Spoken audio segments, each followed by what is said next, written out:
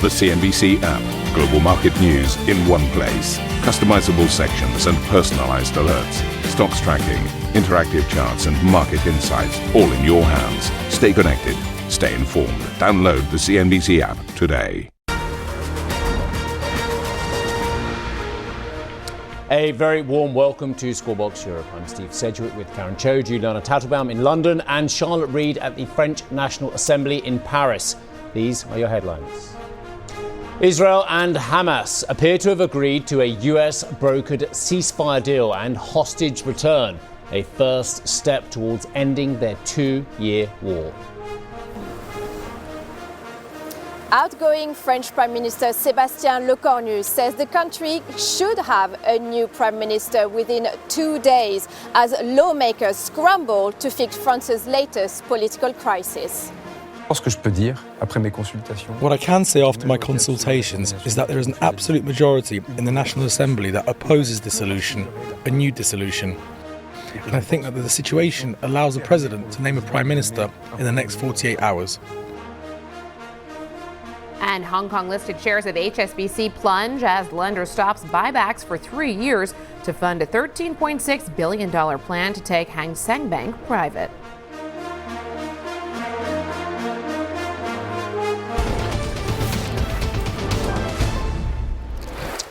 So Israel and Hamas have agreed to the first phase of a peace plan to end the war in Gaza, which would see the release of hostages and the withdrawal of Israeli troops to an agreed upon line.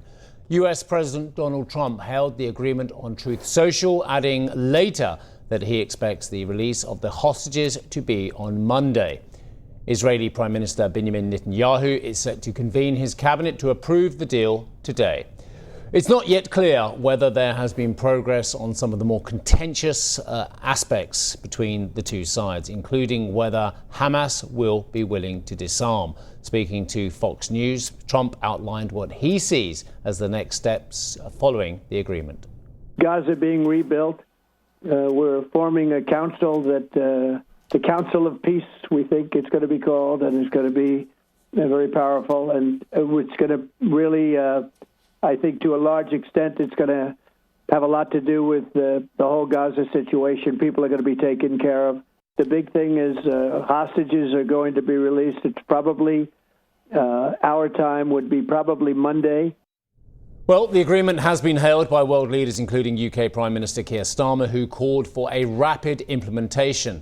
UN Secretary General Antonio Guterres said the UN will support it and urged a permanent ceasefire. As is always the case in the foothills of peace deals, whether it's Northern Ireland, whether it's previously brokered peace deals between, I'm just going back in history here, Israel and Egypt for once, which is one of the big peace deals of our time as well, or perhaps previously. The fact is, it is always fraught with dangers left, right and centre. There are clearly constituencies in both the Arab world and indeed in Israel who do not want this deal as it stands now, who want peace, but not on these terms as well. It remains a very difficult and tenuous situation. So much blood lost, it's going to be very difficult to move forward. But what the president is claiming here, all of the hostages to be released soon, I think that would be a moment of celebration that the hostages would be returned. That has been such an enormous point of contention, that the refusal to release the hostages. So any progress on that would be seen as highly significant. What comes next? I mean, in terms of rebuilding, getting stability into the region, all along from the very beginning we were talking about if this built out and became a regional conflict. Well, it is. I mean, it has been a regional conflict. It's built across borders at various different times. So any stability, what does it mean for the region that has been battling this for 2 years now? Would it actually provide some sort of stimulus improvement in the growth story that we've witnessed for the whole region? When you talk about stability in the region, it does feel like the next phase is going to be much more difficult to achieve here, the creation of a new system of governance for Gaza, and the question of whether the Israeli government is sincere in committing itself to allowing a technocratic government in the Strip. How committed is President Trump now that he's got this headline deal? How committed committed to the region and how committed to actually setting up that new system of governments will he prove to be. And I think the reality is attitudes have changed in the region over the last several years. The Economist had some interesting data out saying that in 2012, 61% of Israelis supported two states. Now it's more like 25%. At the same time, an increasing number of Palestinians see Israel as a rogue state committed to simply occupying more and more land. So clearly the next phase is still highly contentious. This isn't just about Gaza and Israel. This is about a wider conflagration throughout the Middle East. We know that Yemen is an area of instability. Lebanon is an area of instability. Syria, young government, real concerns still about what's going on there. And then the elephant in the room is Iran and the prospects for a deal with Iran. And many would argue, and I would have sympathy for the view that many would argue that Iran is the instigator of a vast amount of the troubles in some of the aforementioned regions I've just mentioned as well. They're certainly in southern Lebanon, where they have such a large amount of control on society there via Hezbollah as well. So let us not kid ourselves that this is peace in the Middle East. It is one stage in a very fraught journey which has been elusive for a very long time. The greatest prize perhaps would be a longer term deal with Iran as well, which helps create some form of stability in the region. But there's a long way to go. You mentioned a number of oil players there too, and I wanted to get just quickly to the commodities reaction, because some of the commentators are citing the fall in oil prices, the prospects of what the ceasefire could mean for supply. But I think it's fascinating because you've long pointed out that there hasn't been much now in the price action when it comes to some of the geopolitics in your view. And I think it's fascinating to see that if you look at a long-term chart as well, it hasn't really been a huge swing factor, has it? And the gold price, I mean, other events we keep talking about in recent days have crowded into the gold space. Typically, you talk about taking out one potential hot conflict. It might have some impact on the safe haven trade, but there's been so many other reasons, the whole debasement trade that's come into gold, it's really not touching the sides either.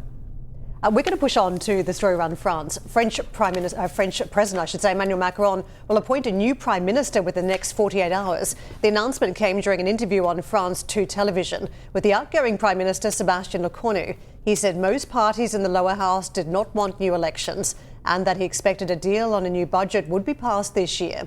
Lecornu was tasked by Macron with holding last-ditch talks after his shock resignation on Monday, just 26 days into the job. Well, Charlotte joins us now with the latest from the French National Assembly in Paris. Charlotte, huge endeavours trying to bring together parties around the centre to try and come up with some sort of a plan forward from here. What are you hearing on the ground there in France? Well, as you were saying, after a very short mandate and quite a bruising one for Sebastian Lecornu, as you were saying, just 24 days in the job and just a few hours after naming his government, he accepted to take this extra job of a couple of days, try to get talks, try to get people around the table to have these talks. And look, speaking yesterday, he seemed to be quite positive on the fact that maybe there was a path forward and that a dissolution of the National Assembly was possible. What I can say after my consultations is that there is an absolute majority in the National Assembly that opposes dissolution, a new dissolution. I feel that it's still possible to find a path. It's difficult, and I've told the President of the Republic that the prospects of a dissolution were fading, and I think that the situation allows the President to name a Prime Minister in the next 48 hours.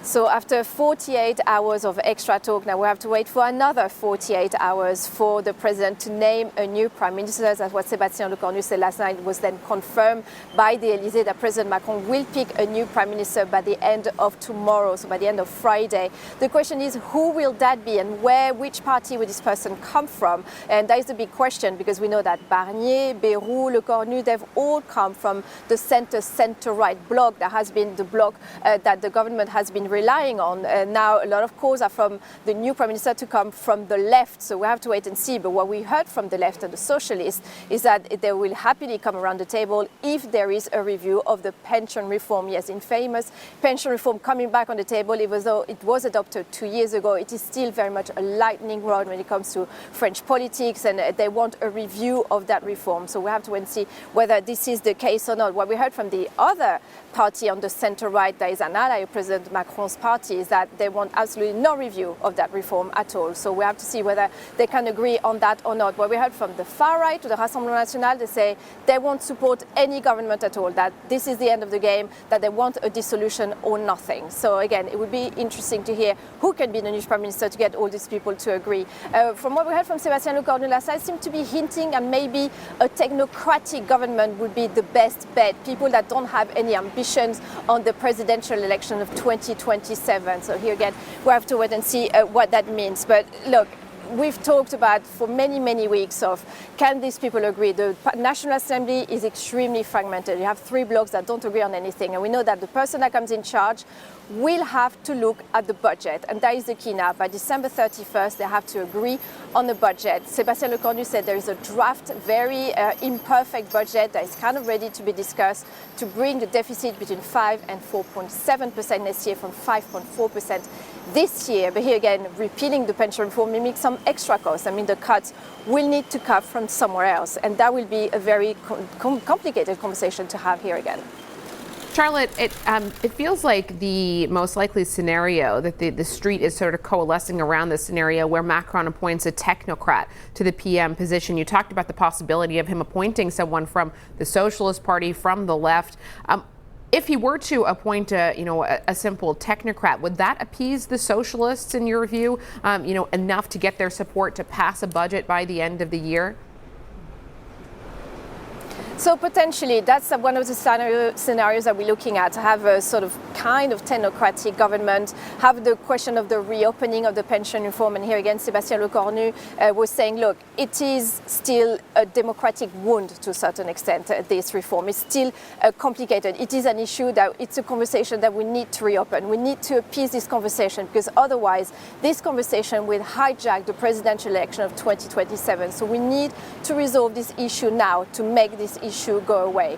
And so, that is one of the conditions for the socialists to kind of reopen this conversation. A lot of MPs agree on that. And the technocratic government then would be able to just move on and pass a budget because here again, we know the question of the public finances and the deficit is a key one that needs to be tackled. And so they want all the government's energy before December 31st to focus just on this.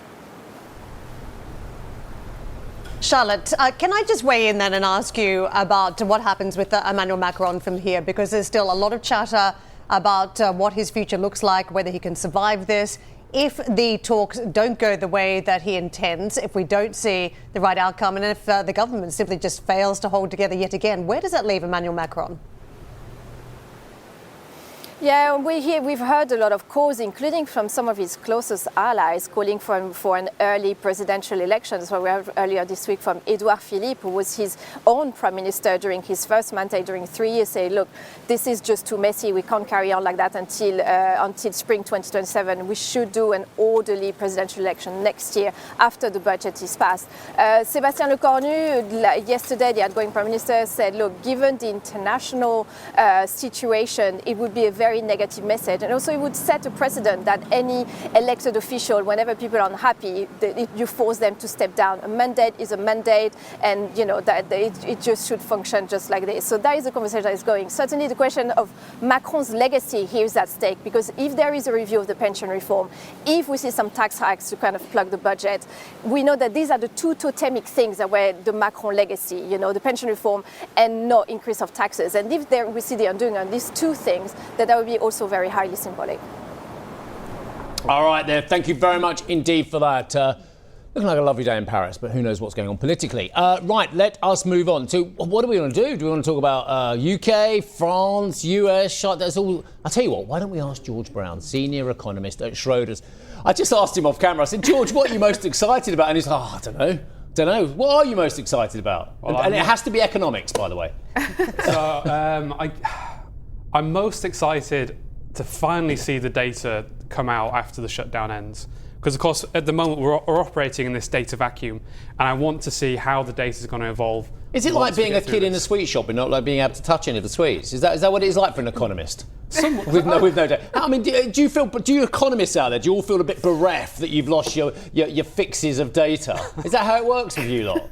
Something like that. I guess it's a bit difficult not having anything to talk about, but if anything, it's weighing on the productivity of economists, right? We're wasting our time talking about things that aren't important. And they can't even replace you with AI, because the AI can't disseminate the data either, can they? Certainly not. All right, George, what do you think the data should be telling you at the moment? So at least from our perspective, we think the US economy is looking pretty robust. Yeah. Solid growth over the course of this year. You had that Q1 weakness. Largely that was due to the tariff front loading. Obviously, we've had some of the softness there in terms of hiring, and that might be related to the tariff uncertainty that we've seen. We think that's going to maybe pick up a bit in terms of the hiring over the latter stages of this year. And so because of that, we think actually the Fed is making a mistake by cutting rates. Really interesting. Final one from me. Why do you think that all of the concern that your industry had and our industries had earlier in the year and the market had with the big wobble in April as well, why do you think that has not manifested itself to the magnitude that we all, I think everyone, thought it would do? It's a really good question. It's one I think we ask ourselves quite a lot of the time at Schroders.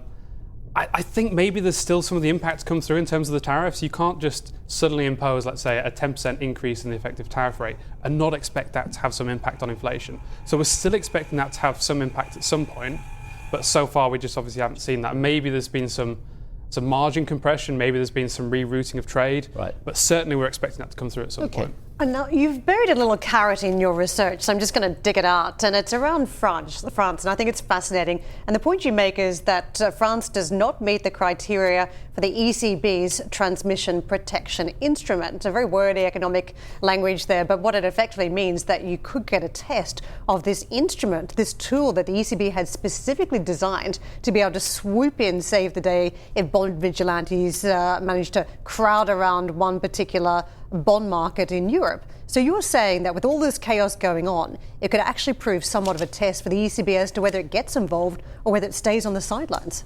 Yeah, it's one that we're trying to figure out, because if you look at the language of the TPI, the Transmission Protection Instrument, it explicitly rules out, if a country is an excessive deficit procedure like France, it's intended to stop the contagion effect. And if you look at France, if you look at the oats, largely the contagion effect should be fairly limited across the rest of Europe. So there's maybe going to be the pressure on the ECB, but we're arguing at Schroders that maybe there's not going to be the justification for the ECB to get involved. That's interesting, because if you're saying that, others might be thinking it too. And if that is the case, does the bond market then try and test the mettle of the ECB by going after French bonds if they get a moment to do so? Yeah, perhaps. I mean, we're a little bit surprised, to be honest, that if you look at the French bond market right now, you're not seeing this huge reaction. That's right. And it's not clear how they're going to resolve the current crisis. Obviously, we're going to get a new Prime Minister announced by tomorrow evening. But again, it's going to be the 7th since the start of last year. And is that really going to change the dynamic? Probably not. Speaking of the French situation, looking at the latest polling from Polymarket, the implied probability of another election in France by year-end is now down to 51% overnight from nearly 80% earlier yesterday. So the market has dramatically reassessed the situation in France. What does that mean from a market perspective if we are now looking at a scenario where France just muddles along here and we don't see a snap election? What does it mean for French assets, in your view, the French economy? That's a great question. If you're a French company right now, it's obviously a very difficult environment to be operating in. If you're a consumer as well, from a sentiment perspective, there is still going to be that option, I guess, of legislative elections. So, at the moment, the new Prime Minister is going to come in. They're most likely going to have to roll on the emergency budget, so you get the extension of 2024. Whether or not we get something concrete decided by next year, I'm not entirely confident. And so, again, we're just going to have this issue that keeps rolling on and on until, I guess, like Karen was saying, until the bond vigilantes take control and start to really test the pressures. I think it's going to take something like that to force the politicians into compromising. Let me come back to the Fed and something that you said when you were answering Steve's first question, that you think the Fed will be making a mistake by cutting rates more. And yet the Fed looks poised to continue cutting. Even the minutes yesterday, which it showed that, yes, the majority of members are concerned around upside risks to inflation. We're still looking at a Fed that seems tilted or poised to continue cutting rates. How big of a deal is it if they cut, do you think? How big of a mistake do you think that it will turn out to be? So if you look at the output gap right now in the US economy, it's still pretty elevated. It's been quite persistent for some time. We think that labour market's at full employment. You look at the equity markets at record highs, look at credit spreads there at super tight levels. This isn't an environment that is screaming out for stimulus right now. And so if you were to see further rate cuts, we think that you're going to see higher inflation down the line. Two of us went to an event last night. I won't say who, I won't say with which investment bank. One of us quite rightly stayed at home and chilled. I haven't gone out for lunch already. Stayed at home and chilled. I wish it felt like chilling, but I would say being well into a pregnancy didn't feel like chilling. You're oh my God, why didn't anyone tell me? I just thought you were, enjoying your cake. No, you're looking blooming and absolutely you should stay. Thank you. Anyway, at that event, I spoke to a former front bench politician who was talking to, and we had a long conversation about Rachel Reeves and about Kimmy Badenoch and about various policies. And then we expanded the conversation with a couple of very senior bankers. Everyone just said, let's just get this over and done with. Let's get a tax hike of one of the major taxes, break the manifesto and just get on with it, because otherwise we're just fiddling at the edge. What do you think? So that is what the macroeconomics is calling for. We've been saying for quite some time that tax rises are necessary. And it looks like that is what we're going to get in the budget, clearly. I think the risk is for Reeves, and I guess to a certain extent for Keir Starmer, is that if you do get these tax rises, you might get the revolt from the Labour side.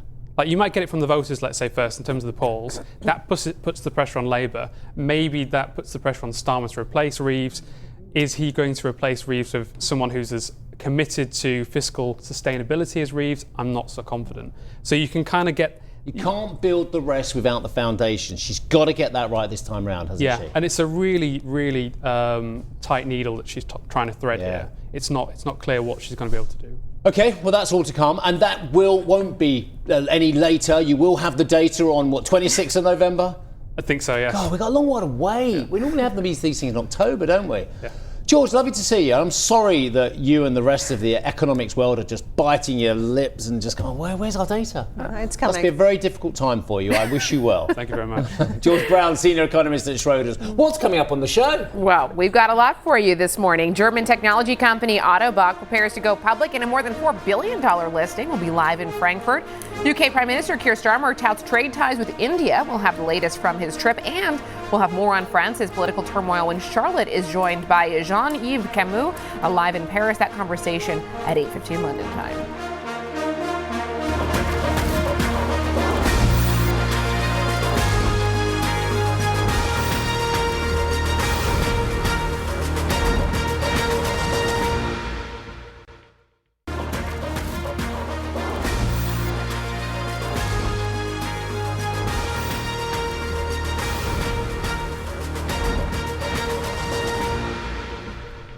PE giants Permira and Blackstone have reportedly picked Goldman Sachs and JP Morgan to advise on a listing of German auto marketplace mobile.de. That's according to the Financial Times. Mobile.de, which is owned by online classifieds company Adevinta, could reportedly list in the middle of the year.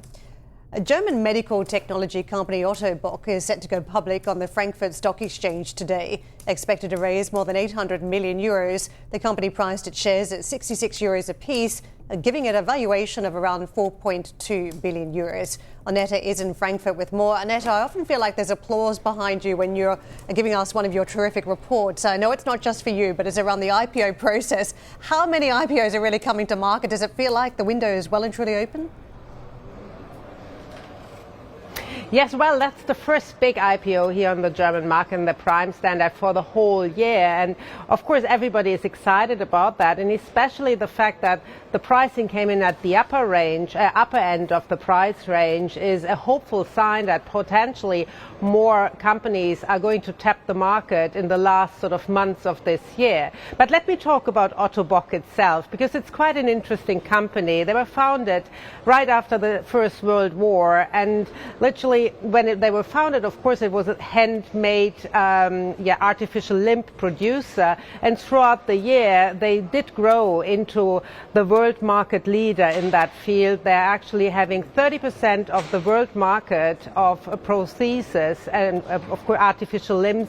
They are catering to Paralympic teams. So they're a real Mittelstand success story here in Germany. What happens today is, as I said, a huge success for Deutsche Börse, but of course also for the company. They had quite a rocky decade behind them. They had EQT as a private equity investor for quite some years. Then the company owner actually sold the stake back only last year from EQT for more than €1 billion at 25% stake. And this IPO today is actually for the owner to repay the loan to the credit companies, enabling him to actually pay back the share from the stake from EQT. But the underlying story is intact. So the market is growing. We just also had numbers from Otto Bock showing that EBITDA was growing quite a lot in the first half of this year, but also organic growth is actually up by 10%. Of course, being the world market leader, Wolfram Nader, the chairman of the company and owner of the company, was quoted as saying, it is actually not tough to be the market leader or market share leader, but it's actually tough to remain it, because the market, of course, is developing very fast. But what he has proven so far in the past years that he is actually producing cutting-edge technology with his company. What we can expect probably next year, that they're going to sell more of the company. Today only 19% are going to get floated.